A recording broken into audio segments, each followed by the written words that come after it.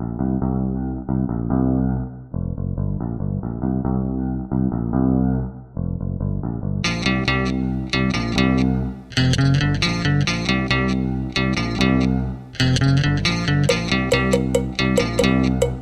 everybody, welcome to the Stock Car Spectacle. I'm Ian Jortson.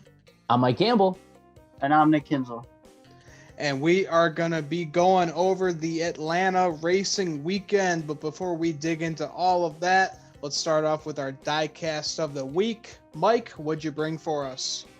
All right, boys. So as we're going to get to, and if you're watching this show, you probably already know, my boy Ryan Blaney went to Victory Lane on Sunday, which I did not see coming based on stages 1 and 2, but we'll get to that in a little bit. But to honor the occasion, I actually just unboxed this car for whatever reason. Well, I'm going to play Ryan Blaney's most recent race win diecast. The 2020 Talladega Sylvania number 12 car. Very nice, man. Yeah, got the 007 victory 2 times in a row. And the king of Dega right now. Yeah, man. James Bond himself now, Blaney, 2 times in a row, like you said, 007 winners. If he does it again, I'm going to think something's up.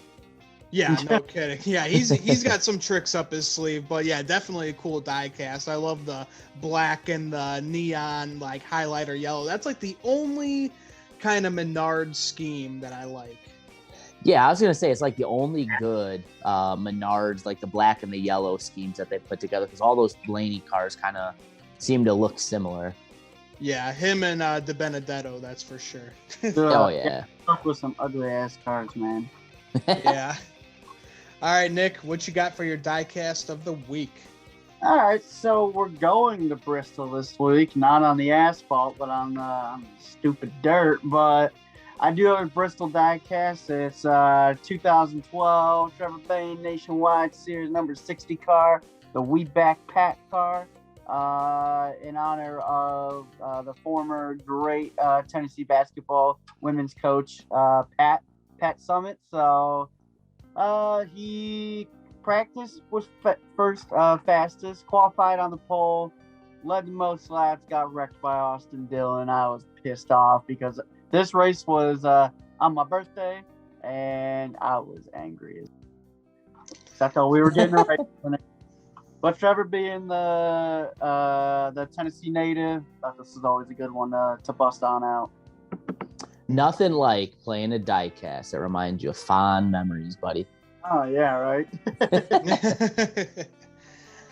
All right, guys, so we are going to Bristol. We're going on the dirt at Bristol this weekend, and a handful of Cup Series guys are going down to the Truck Series. So I got to bring it to the last time that my man Kevin Harvick was in the Truck Series, 2015, when he drove the 00 for Junior Motorsports, the Haas Automation truck. Just simple scheme, but yeah, it's my only Kevin Harvick truck diecast that I have, and might as well throw it back to that since we'll see him in the 17 truck this weekend.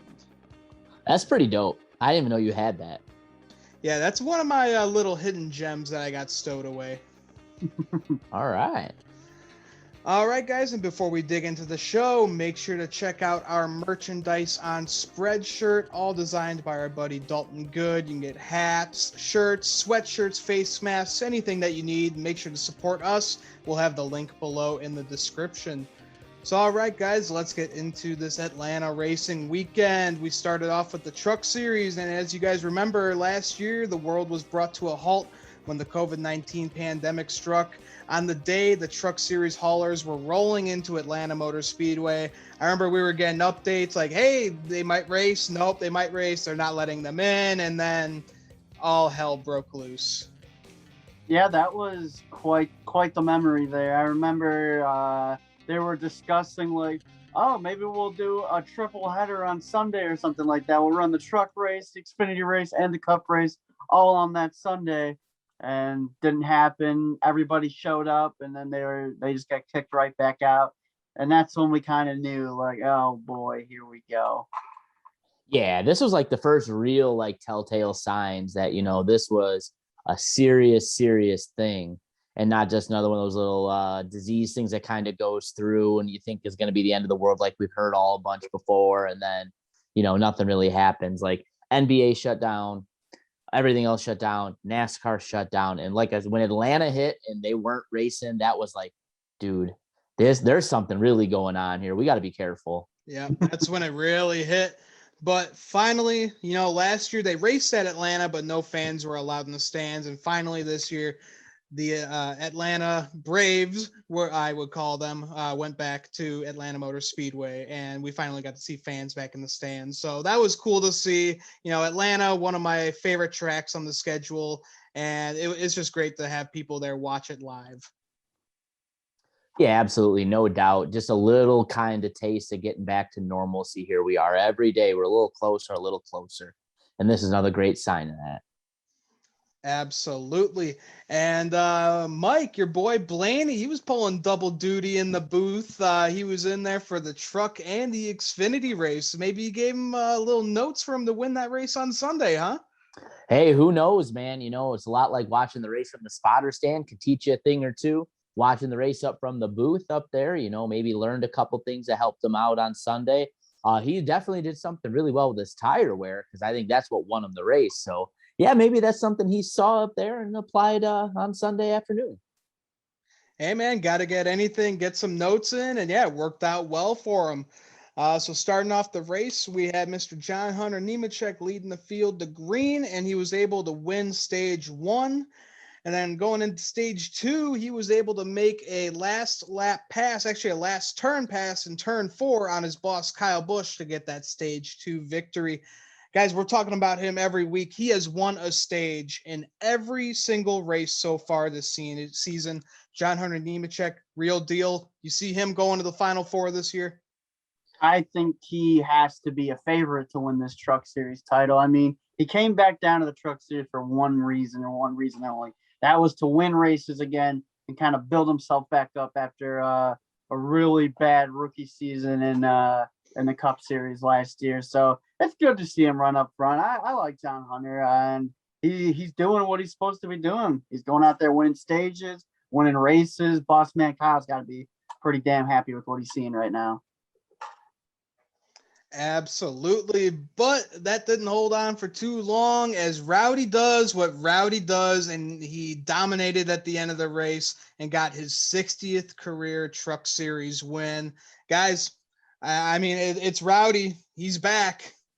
You knew it was going to happen. I mean, Kyle Busch in the Truck Series is, it's almost pencil him in for the win, and especially at a track like Atlanta. I knew it was coming. That's why I was watching some college basketball instead of that. Yeah, I did the same thing. I with everything going on, I just kind of kept up with the race, and I saw Kyle Busch was in there in a mile and a half. It's like, yeah, let's see who finishes second today. Not me. I wasn't watching any freaking college basketball on Saturday, man. My bracket was already screwed. Purdue was already out. We got beat by North Texas. Just embarrassing, man. Embarrassing. So I just wanted to watch some racing and ease my mind. Well, we can all join you there, because as of the moment that we're filming this podcast, all 3 of our schools are eliminated, and this sucks. Yeah, I don't think anyone saw Oral Roberts advancing into the Sweet 16, to be honest. If you would have told me that Oral Roberts was going to have a deeper run in the tournament than West Virginia or Illinois, I'd have told you you're the craziest person on the planet. I was the angriest man ever on Sunday afternoon, around from the hours of 4 to about 5:30. It was not a good time to be me that day. Yeah, just wasn't a good weekend probably wasn't a good weekend for most college basketball fans, as most brackets have been probably ripped apart by now. So, yeah, definitely a wild March Madness tournament.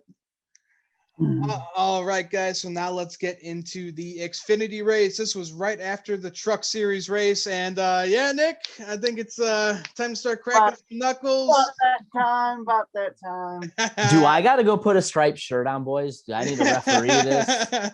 Because I got a feeling some words going to be flying here in a minute. Yeah, we'll see. We'll see what's cooking in the pot here. But we had Mr. Tyler Reddick joining Ryan Blaney in the booth for the Xfinity race. And we had Austin Cindric leading the field to green since he is the points leader. And we had Martin Truex Jr. He was in this race, and he took the lead before the competition caution came out. I mean, guys, he's in the 54 for Joe Gibbs Racing. We know that is the top ride in the Xfinity Series. Get Truex Jr., even though he's been 10-plus years out of the Xfinity Series, he hasn't skipped a beat. Yeah, he's still Martin Truex Jr. I mean, again, he's one of the most talented drivers in the world. You put that man on a skateboard, he'll figure out how to ride it just as good as the rest of the people out there. So not surprised to see him go out there and just not even miss a beat like he was in an Xfinity car yesterday. I mean, yeah, he was in the 54 car. You knew this was going to happen. I didn't think he was going to get up there that quick, but goddamn, what? What? 25 laps. Less than that. To the lead, and it took him like 4 laps to get in the top 5 or something like that. Absolutely ridiculous. Absolutely. And so we had a 1-lap shootout for the end of stage 1. We had Brett Moffitt turning Brandon Jones, collecting Moffitt and Gregson, ending Moffitt's day and giving Noah Gregson some substantial body damage. But honestly, it didn't hurt the car at all. They were able to fix that car and come back up into the top 10 later. Yeah. Brett Moffitt wrecking into that little group. Can't say I'm surprised there. It seems like he's been a wrecking ball like all season in the Xfinity Series. Well, and then you put him around Brandon Jones. I mean, just throw some gasoline on the fire, boys. All you need is Riley Herbst in there. I'm going to spit my water out. Jones back at it again.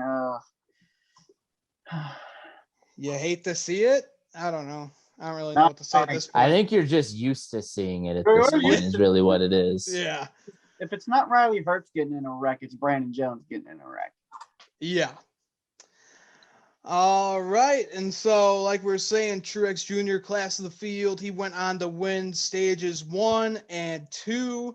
And then he got posted for speeding on pit road, which gave us a pretty good show for him coming back through the field. Coming into this race, and we had Jeb Burton. He sent it hard into turn 1. Him and the 51 of Jeremy Clements collide, and Jeremy Clements got put into the wall hard, giving him substantial damage. Second week in a row, Jeb Burton sends it hard into a turn and smacks someone else in the wall. Did it to me last week, did it to the 51 this week. Good for him. Nick's all types of salty, and I cannot wait till we get to later in this race. Oh, boy. All right, and then we had my boy Noah Gregson. He was giving Martin Truex Jr. the old bump and run. I love seeing that up against a Cup Series champion. And then we had Josh Berry in the 8 car bringing out the caution with 32 to go in the race. He got loose out of turn 4, and he just plowed into that grass, destroying the front end of his car and his splitter. Guys, I'm just saying, turf it. I was going to say, example number 12 million of either get the cars up off the surface a little bit or turf all the infields. One of the two. I'd almost prefer get the cars up off a little bit because I think that would make the racing a little better too. You get a little more mechanical grip instead of aero grip.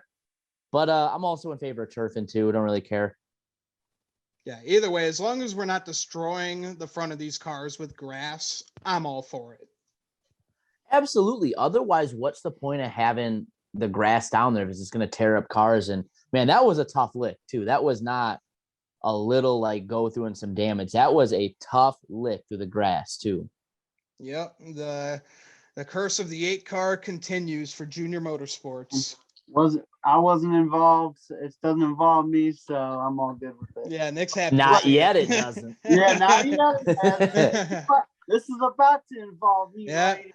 We're about to. All right, guys. Ding, ding. We had Justin Allgaier. He was able to hold off the field and a hard-charging Martin Truex Jr. to get his first win of the 2021 season.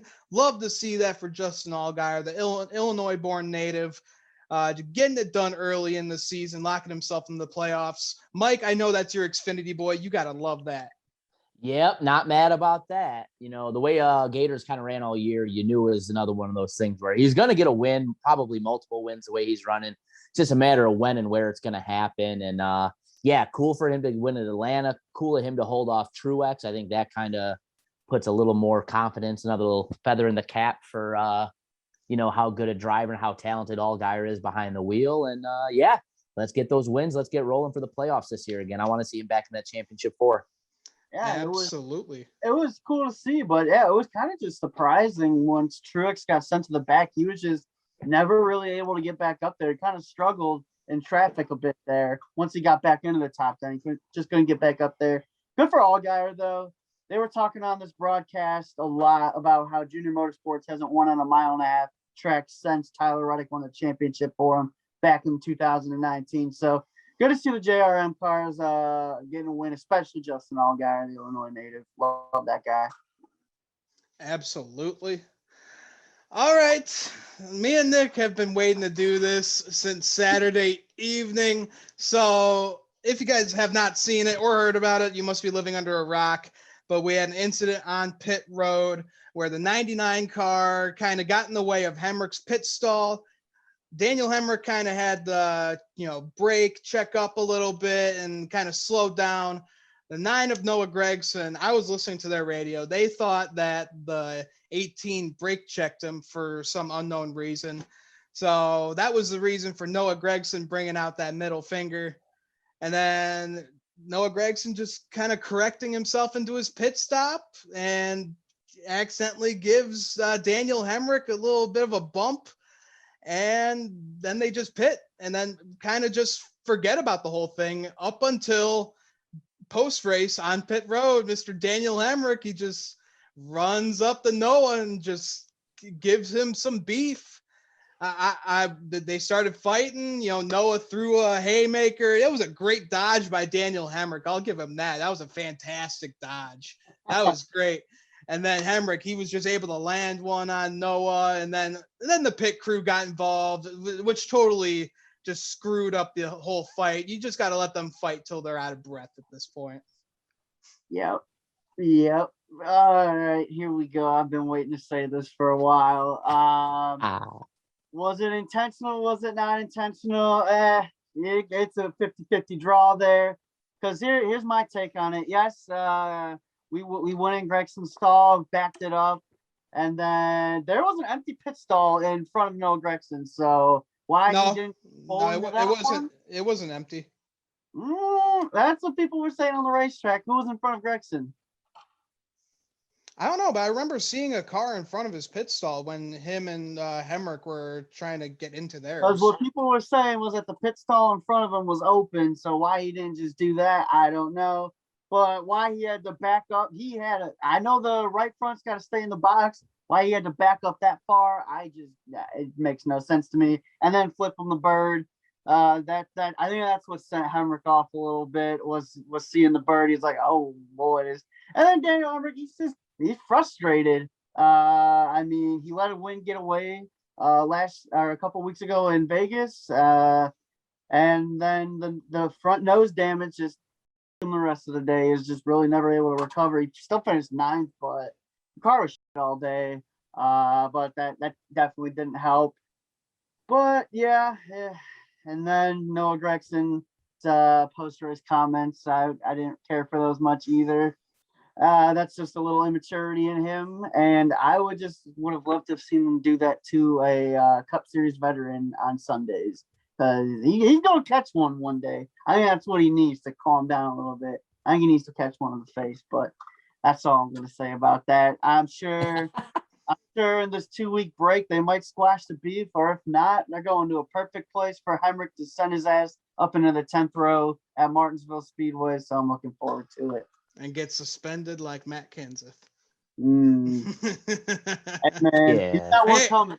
All I'm going to say is if Noah really wanted to give you some damage on pit road, he would have backed that thing up and gone so much faster and just ruined your goddamn race car. But he was going like less than probably 15 miles an hour, just trying to And maneuver into, he just did trying to not have save to himself. back up. He's He did not have to back up that far though.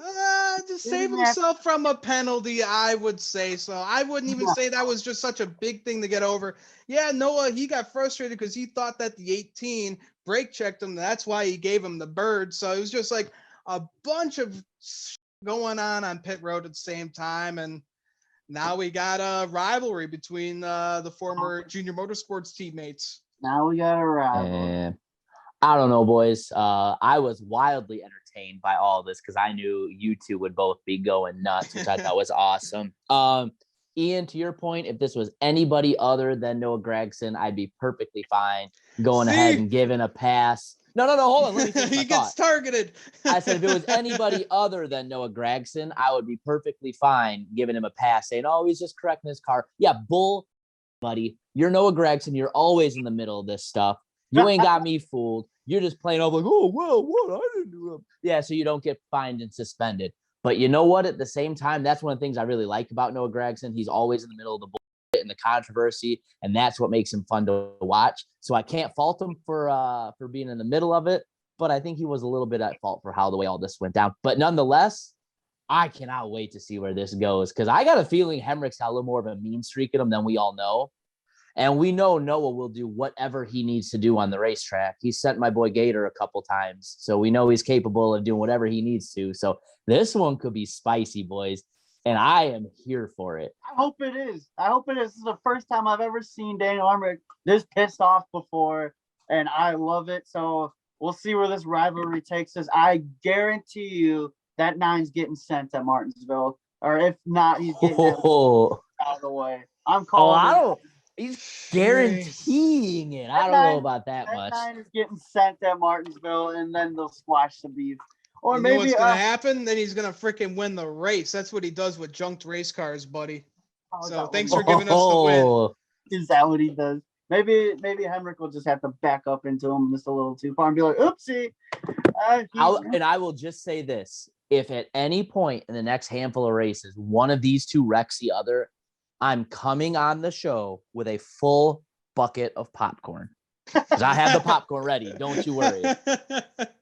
I mean, this is just the beginning, but honestly, yeah, I don't blame Daniel Hemric for being mad. I mean, he's been in a tough spot his whole career. You know, hasn't gotten the Truck Series victory. Xfinity, he's been close to an Xfinity Series championship.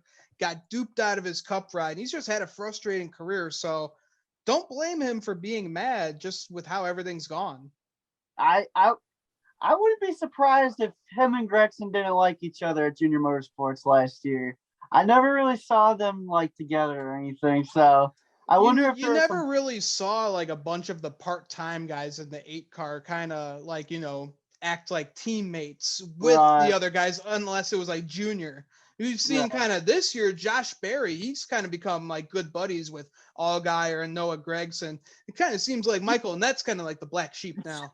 I just wonder if there was some bad blood from last year, and then Hamrick just finally snapped, had enough. He's like, you know what?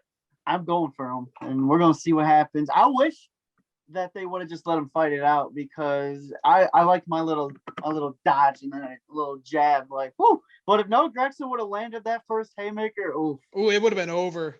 Daniel Hemric's probably out with a broken jaw. Yeah. It would have been over. So, but Noah Gregson can hit anything else on the racetrack, but not Daniel Hemric's face. So that's okay. I'll just say this, though, Nicky. I think you hit the most important point of the whole fight. First and foremost, pit guys, pit crew members, get the hell out of there. I understand you guys are just trying to save your drivers, but the problem is half you dudes are 6'4", 6'5", 230 pounds, all ex-college football players, Marines, fighters, whatever, all testosterone-laden, big-ass dudes. And we saw what happened with the Logano fight last year with Denny Hamlin. Or is that 2 years ago? That's 2 years ago now, right? Yeah. 2 years ago. That's right. I'm sorry. But we saw what happened 2 years ago with that. I mean, you're getting drivers getting dragged down by the neck so these guys can play tough guy. It's like, just get out of there. There's no reason for you to be there. All you're going to do is get a driver hurt. And that's what it's going to take. One of these drivers is going to get thrown down or hit by a pit crew guy. get a broken nose or a concussion or something, not be able to race. The pit crew guy's going to lose their job, and then we're going to have an official rule from NASCAR on this. So just let's knock it off. Let the drivers handle it. They're grown men. Let them do their thing. Absolutely. And yeah, Daniel Hemric, he's got to watch some tape from Noah Gregson fighting, because man, I'm just going to keep saying, what a dodge by Daniel Hemric. Dude, is he taking some fighting lessons or something? Like that was. Hey man, everyone's got to if they're racing with Noah Gregson. I mean, come on, they don't want to end up. They don't want to end up like Harrison Burton. Come on now. Hey, all I'm gonna say is, Hemdog landed the punch, so I'm all good with that. And then once Hemrick got in a position where a crew member grabbed him from behind, then maybe Noah got one on him. But hey, man, landed a punch. This is not over. I guarantee you, Hemrick's taking this to Martinsville with that on his mind. So I hope it's a fun little rivalry. No bad blood between me and Ian, but bad blood between our drivers for sure. Hey, but we love to see that. We love to have some energy on the show, and just some rivalry between. I can't wait till we actually get to watch an Xfinity race with each other again. Oh my goodness, man, it's gonna go down. Here's what's gonna happen. You know what's gonna happen? 18 is gonna be out in front at Martinsville, and then something's gonna happen to the 9 in the race, and then 18 is gonna be leading. He's going to be coming to the white flag. Gregson's going to be in front of him. Gregson's going to check him or something like that. Oh, he's not. He is not a dirty driver, man. He is aggressive, but he ain't going to do some dirty shit like that. Nah, that's some Kyle Busch taking out the guy under the caution kind of bullshit. No.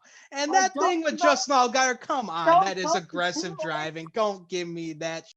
Back up into a pit road because you're pissed off. Oh, come on! Now you're okay. Now you're just bringing it back. Okay, it's on, motherfucker. It's on. Do I gotta go make this popcorn now, boys? Yeah, you might as well. Yeah, we're gonna be here for a while. I thought your good buddy would know. Gee, get his ass on the show. I'd love to hear what he has to say about all this. Ooh. Could you imagine Nick versus Noah on the show? Oh my God. He'd never want to talk to me after talking with you, bud. Like, Ian, you put me right in the lion's den. What the hell? Yeah, right. Storm over here. What the hell?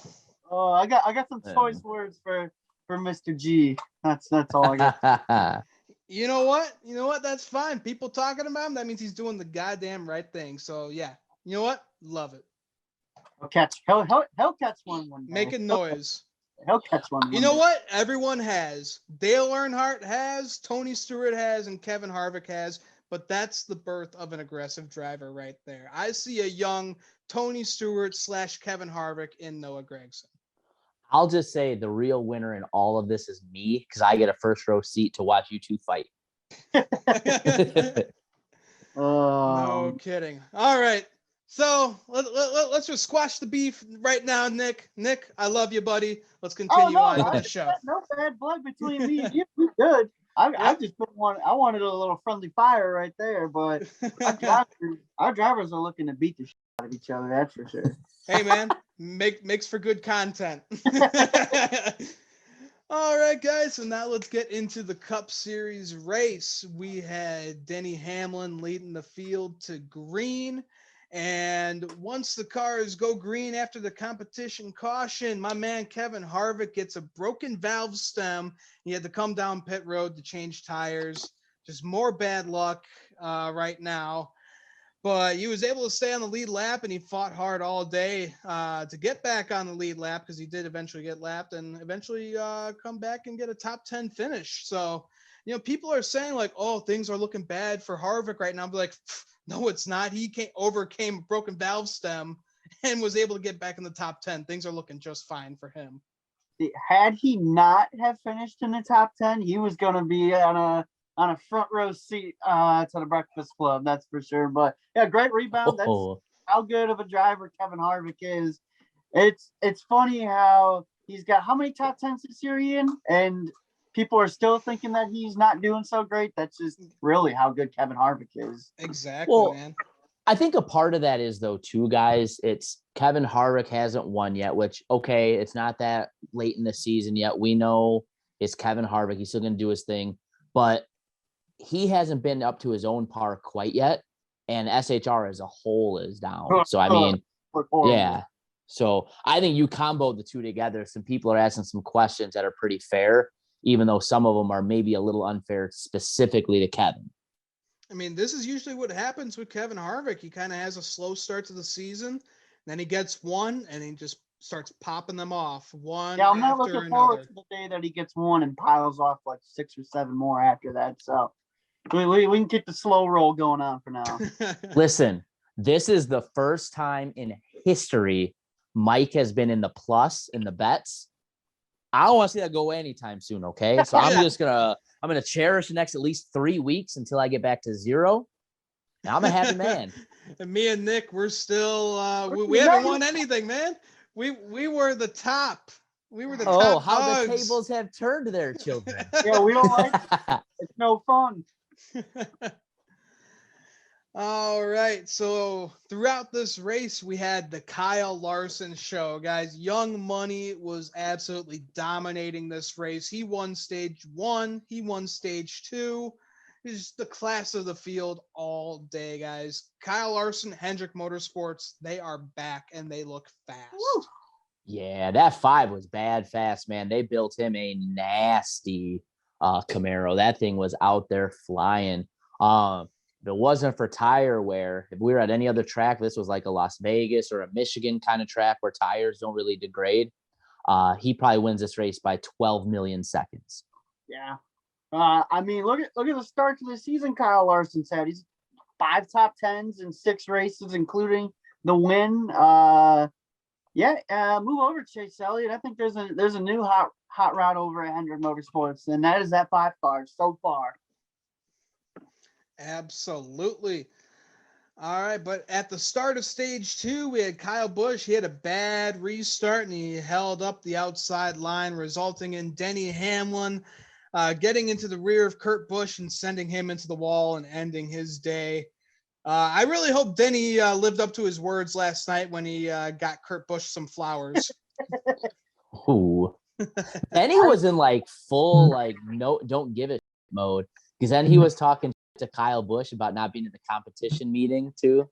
That was hilarious. Dude, Denny on Twitter is the best. He's one of my favorite. He's one of my favorite follows right now.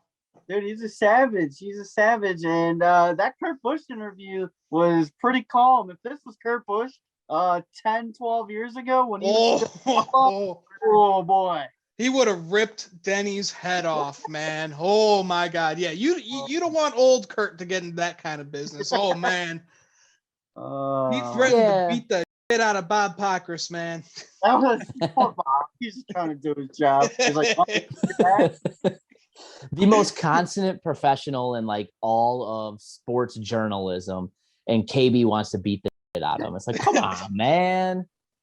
Oh man. Gotta love old Kurt Busch. Oh man. All right, and then we had Chase Elliott. He had some issues as well. He got a big hole in the nose of his car, killing his aero and eventually blowing his engine, ending his day. The Atlanta favorite was out of this race. Yeah, tough start to the year for Chase Elliott. I mean, 2 top 10s right now in the first 6 races. Like I said, move over, son. Mr. Hendrick's got a new favorite, and it's Kyle Larson. But yeah, it sucks to see for Eliot blown up in front of his home crowd. And then Fox gonna Fox and show the crying kids. I love it. Yeah. Gotta love it. Yeah, that a little was bit an of championship unnecessary hangover. savagery moment, and I was all for it. Yeah. Speaking of like when we were talking about the tournament earlier, that's my favorite part of March Madness is when they show the shots of the crying kids after their team loses in the tournament. Well, the best one is still the Northwestern. The Northwestern one was the best. Yeah. That was me on Sunday, though. So. Yeah, to say, Nick, it's not so much fun when you're the crying kid, right? Yeah. I texted him firsthand. I was pretty bad on Sunday. Like I almost didn't have a voice after that one. That's how bad it got down. Whew. I bet. All right, and then Mr. YRB Ryan Blaney, he's able to chase down the class of the field, Kyle Larson, who was slowly losing grip with about 9 laps to go, and get his 5th career NASCAR Cup Series victory. Mikey, how about that one, man? Hey, Ryan's not making me wait until damn near 3/4 of the season to get the monkey off our back for a change. I'm here for that. I was really, really happy with the fact that he stayed with it and just kind of really did a great job managing his tires and just slowly chipped away. I was telling Nick's dad on Sunday as we were watching the race that, the end of stage 2, same kind of thing happened. Kyle got way out in front of Blaney. And last handful of laps there, because they had a real long green flag run, Blaney chipped away and got it from a 3.5, 4-second lead down to 2 seconds or something like that. So I thought, the longer that stayed green in that last run, the better the chances were for Ryan. And stayed green the whole way. Little help from Joey Logano. So the first time in my life ever, I will say thank you, Joey. Thanks for let me actually rephrase that. Thank you for being a good teammate. For once. Yeah, no kidding. It's the The first one and time only in his whole time. career. Yeah. Yeah, what a finish for old YRB, because I remember just 20 something laps to go. It was like a 2-second lead, and then old Joey. I mean, Larson fans could be pissed off about that, but he just couldn't pass him. He might have done some blocking, but there were some times he got in dirty air, and then old Blaney saved some tires at the end. And once Blaney got the lead, he was clearly the faster car because he checked out. I mean, good for Ryan. Loved seeing him give a checkered flag to a young Blaney fan after the race. That's always cool to see. And good for that whole 12 team. Absolutely. Yeah, a great finish for Ryan Blaney. Good for him, able to save his tires, run down Kyle Larson, because I've noticed this. Kyle Larson, whenever he wins stages 1 and stage 2, he does not end up winning that race. So Blaney, he was able to get on that and get his 5th career win. So that was awesome to see, and he was able to do it in the body armor car. Yes, sir. But what's the theme here, boys? What mattered? Tires. When you go to racetracks where the tires fall off after a little while, the racing can be good. Who would have thought about that? No kidding. All right, guys, you got anything else to add before we end the show here? Back in the top 25 in points. That's all I got to say. That damn 21 car. He's coming. Hey. Hasn't yet hit 100 points on the season yet. But we're in front of Eric Jones, Eric Almirola, Chase Briscoe, Tyler Reddick, so I'll take that. Yeah. All I will say is, based on the way this season started, got a bunch of upset winners, I guess you would say, or guys that were surprise winners, maybe a little better way to put it. So usually you get a win this early in the season, you're thinking, all right, I'm chilling, I'm locked into the playoffs. I'm not so sure. Yeah. I really do think this is going to be one of those years where we have 16 plus winners come playoff time. So I think it's going to take multiple wins or a win and run really damn well the rest of the year to punch your ticket to the playoffs. So I feel pretty damn good in the position 12 teams in right now, but I'm not all the way comfortable that we're in the playoffs quite yet. I think the biggest the driver that should be worried the most is Michael McDowell right now. And that win right now, that is not keeping you safe, buddy.